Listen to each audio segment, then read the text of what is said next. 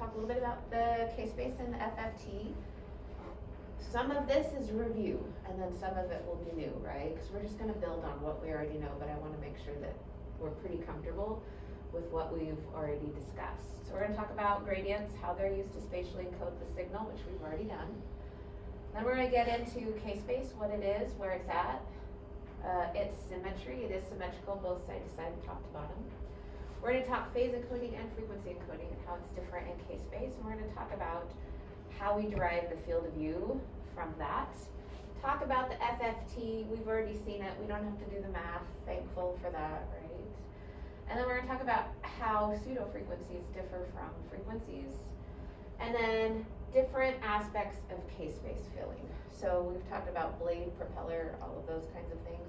We're going to get into those aspects and why we do them and what's the benefit and then the disadvantage of doing those. Okay, so spatial encoding localization is accomplished through the use of those magnetic field gradients. One gradient defines the orientation, position, and thickness of the slice. And again, any gradient can do any of these, we know that. So what gradient is this one?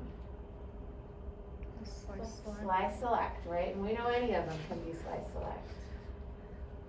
Another gradient, orthogonal, 90 degrees to the first, varies the phase of the spins, creating a phase shift with the slope. What gradient is that? The phase encoding gradient, right? And again, any of them can do it. And then finally the last one, again 90 degrees to the other two, are going to vary the frequency. So we have the frequency encoding gradient. So all three gradients are needed in order to spatially locate our signal. We know the spin's phase shifted on one axis and the frequency shifted along another, and those have to be unique, right? We can't have AA and know where we are. We can't have BB and know where we are. They have to be unique. Once their phase shifted in one direction along the horizontal axis and frequency shifted along each column, now we have something unique. Idaho is C2. Idaho has to be C2. If it's not C2, if it's J9, that's Florida. It can't be Idaho, right? So it's very similar to how maps work, how we spatially locate our signal within a slice. So we've seen these pictures many times. It's 3-dimension because that's what our anatomy is, right? Given your area of anatomy that you have to scan, obviously we can't just scan it with one slice. We have to take that volume of anatomy and slice it up, right? Which is what we're doing. So your field of view is made up of voxels within a matrix, and each voxel is given a shade of gray, and that shade is determined by the amplitude, the strength of the signal. If it's a very strong signal, it's bright. If it's very weak, it's dark, medium, some shade of gray in between. And the number of voxels in your matrix is determined by the number of frequency data points sampled in the frequency direction, whatever your frequency matrix is, and your phase encoding steps in that direction. The two are combined to form our matrix. All right, so each data point stored in the same line of K-space came from the same TR, right? So this was one TR, this was another TR, this was another TR, this was another TR, right? And in one TR, this line is filled for every slice that you need in order to adequately image that volume of anatomy if they all fit, right? Otherwise, you have to do another one. Generally speaking, your phase encoding steps are a binary number, 64, 128, 256, just multiplies on top of itself. But it doesn't have to be. Nowadays, we have between 256 and 128, we have other steps in there, right? We have 224, we have 192. It doesn't have to be that binary digit. Once upon a time it did, it doesn't anymore. So if you have a 256 phase matrix, there's 256 lines in K-space. Each line needs to be filled if you're doing a typical MR. We'll get into when you wouldn't fill every line. The other direction in our voxel, the depth is defined by your slice thickness, whatever that might be. Alright, so what is K-space? It's storage, that's all it is. It is phase, frequency, and amplitude information. It's also called raw data. And we can't image it when it's phase, frequency, and amplitude information. It doesn't look like anything, right? We've kind of seen that starry picture. There's no way that you can tell looking at K-space what you're actually looking at. It could be an orange, but you wouldn't know it, right? So we have to do something with that phase, frequency, and amplitude information in order to be able to have an image. And what we do is we put it through a transform. And this occurs in the array processor, which is basically just a bunch of integrated circuits. Why do we call it K? Because in physics, K denotes wave number, which is an expression of frequency. So let's get into why it's symmetrical. So we've talked about this. A lot of books leave out that zero line, but you need to know there absolutely is a zero line. And the zero line, there's no phase encoding gradient applied, right? The frequency encoding gradient still comes on like it should. Slice select still comes on like it should, but the phase encoding gradient is not applied at that time, right? So the thought is if it was applied and it's perfectly horizontal, there's no reason to do it, right? So it kicks itself down, it's not applied at all, then it starts kicking itself down in the opposite polarity, is how it goes. So whether or not a book shows a zero line, there is in fact a zero line. And so K-space is numbered a little bit differently top to bottom because of that zero line. Because truly there's no way to put something kind of right in the middle of this kind of mythical space. And so if you have a 128 matrix, the positive side will be positive 1 to positive 64, half of your 128. Because of that zero line, we place it on the negative aspect of K-space.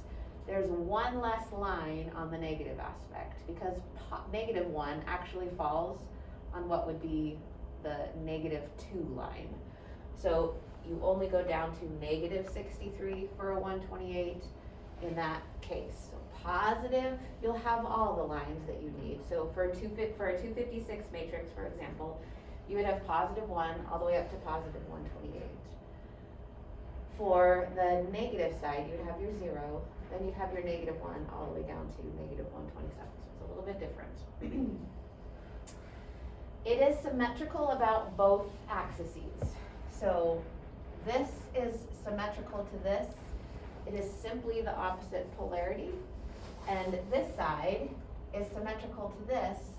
They're just mirrors of each other, right? And this is really important for partial K-space filling techniques, which make for much faster sequences. We'll get to that at the end of this. It seems unsymmetrical if you have plus 64 and negative 63 on the other So side. absolutely, you would think that. But the only difference is that this is a positive slope and the other is a negative slope is what we call it. So you would think it's not, right? But they are symmetrical. And again, it's that zero line that throws it off, right? But that's our highest contrast, highest amplitude signal. It absolutely is there, right? But I agree, because you're at negative 63, you would think that it's not symmetrical. The only shift and change between these and these and these is the opposite polarity. And another thing is we can't accurately depict K-space. This isn't what it really looks like. I don't know if that makes sense, Jake. There is a space for that zero line. You just can't accurately depict it. We try and draw it. You've seen this in your book too. It's just the only way we really can. We're gonna look at K-space. This is the zero line, and it is right in the middle. There's just no way to kind of express it in a drawing. Does that kind of make sense? But I understand what you're saying. So this is K-space. It kind of looks like this galaxy-ish, bunch of stars image. This really doesn't even explain K-space, because truly you can't image K-space. That's kind of the point of it.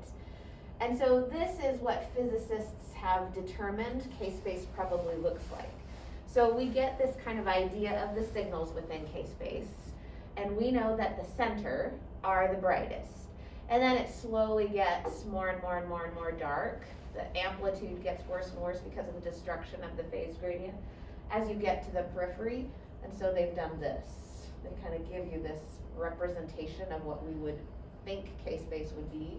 And so it's used all the time, but just know that even this probably isn't what K-space looks like. It's what we've come to know K-space to look like, if it's not an image. But even this it's made up, I'll say that, right? They did this in order to match signal amplitude. Let's talk about that. So, why have they can you appreciate that this is the brightest column and that is the brightest row, right? So this is the brightest row because we know there's a point where the phase gradient isn't applied at all, right? So there is pure signal information in that signal that's placed in the center of K-space. So why? Our signal is phase coherence somewhere near the transverse plane, right? We prefer 90 degrees, but it's not always that way. What does a gradient do to phase coherence? It naturally causes some spins on one side to speed up and some spins on the other side to slow down, right? We know that. When a gradient is applied, phase coherence is destroyed. Does that make sense in your head? Right? Because we are willingly speeding some up and slowing some down. So our signal, when no phase gradient is applied, we've balanced for phase in the other two directions, yes? Right? We learned all about that. That center signal is pure signal. It's the highest amplitude signal that we get. And so K-space is represented as that being the brightest, the strongest, the most powerful. Does that make sense? And then we know on either side of it, a phase gradient was applied. Phase coherence was destroyed. We lost a little bit of signal. And as the phase gradient gets steeper and steeper and steeper towards the outer part, our signal quality diminishes. Does that make sense? All right, so that's why that is always given the brightest amount, right? That center row. So then let's talk about the middle one here. So that middle one is given the brightest because that is where our signal has come back into perfect phase with each other, right? We know we applied 180 degree pulse and or we did some equal and opposite gradient pulses, right? Depending on the pulse sequence that you're doing. Those spins were out of phase when we applied the 180 degree rephasing pulse, right? We waited 1/2 TE, allowed those spins from the FID to get completely out of phase, applied the rephasing pulse, and now it takes some time for those spins which were completely out of phase to get back into phase with each other. Once they get partially into phase, we start to get a recognizable signal. And it isn't until they are fully in phase that we get the peak of our signal. Basically the strongest part of that signal given the overall amplitude. After that occurs, we know it dephases naturally, right? So the center column of K-space is given the brightest representation because that is when our signal is at its strongest. Those spins are completely back into phase with each other. And then as we go on, all of it begins to dephase again. So the signal slowly gets brighter and builds on itself until we get to the center. And then it slowly diminishes as dephasing naturally occurs.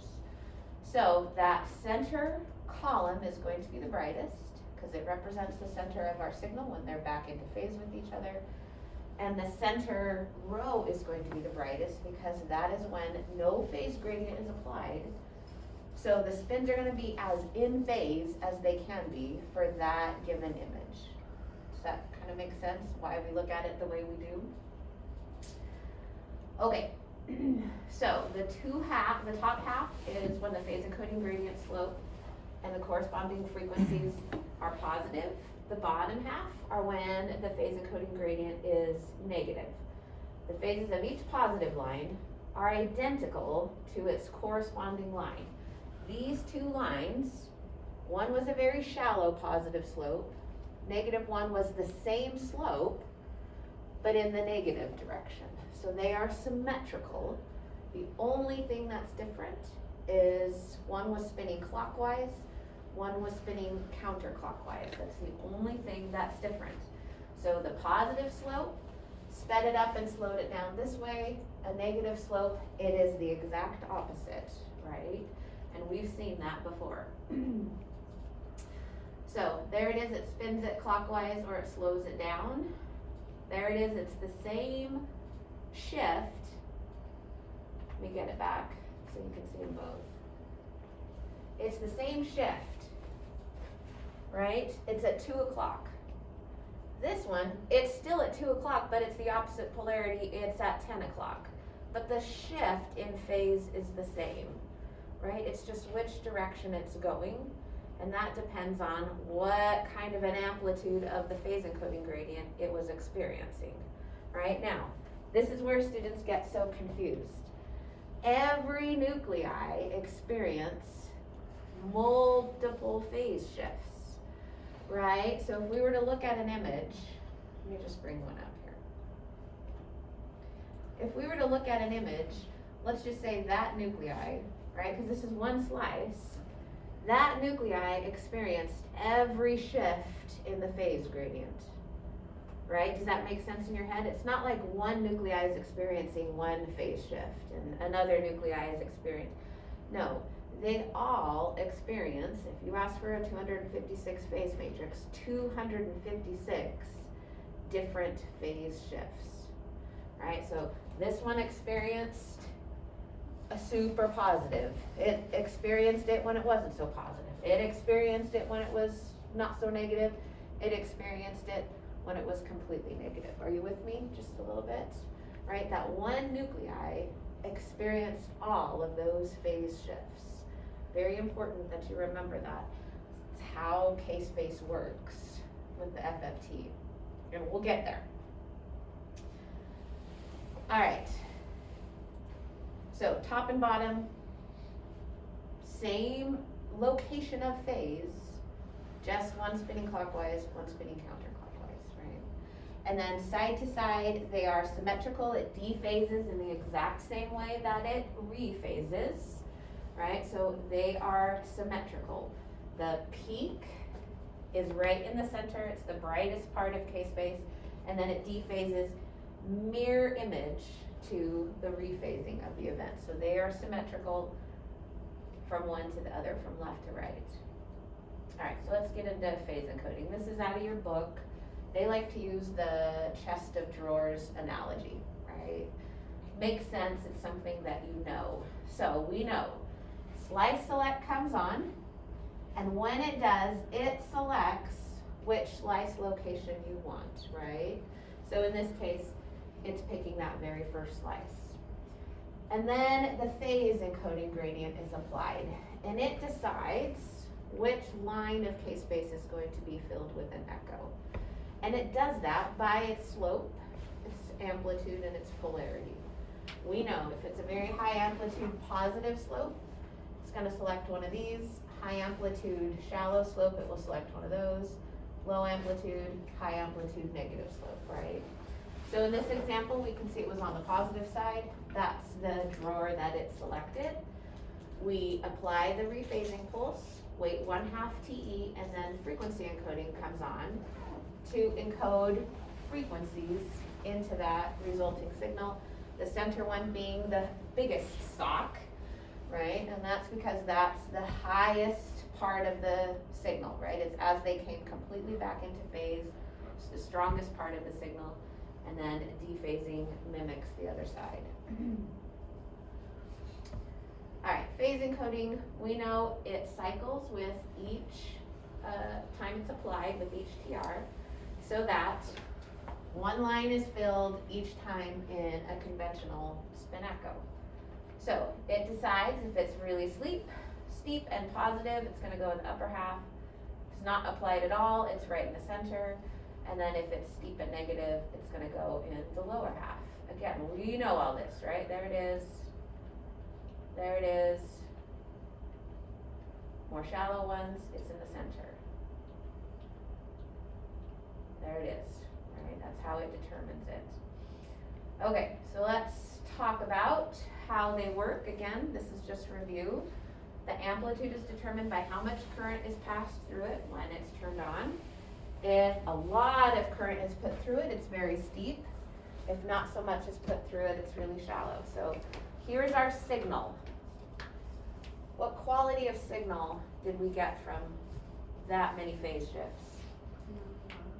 Not very good, right? Our signal is phase coherence somewhere in the transverse plane. They're not in phase, right? So there's a lot of destruction of the signal. But what is the good that comes from those really steep gradients? Spatial resolution, right? Because we can tell a spin line here and a spin line here apart from each other, even though they're close. Because it is so steep, we have so many different shifts in phase. One structure is given one phase, the other is given the next. What do you think signal quality here? Whole lot better, right? This, we can actually see, was that signal strong or weak? Contrast information, right? Represents the color the pixel is going to be given, because we can actually tell. If we used these for contrast, every pixel would be dark, right? Because the phase coherence has been destroyed, it's too weak of a signal. Does that make sense? Okay. All right, the number of times the phase encoding gradient is switched on to a different amplitude and polarity, what is it determined by? It's our parameter, we adjust it.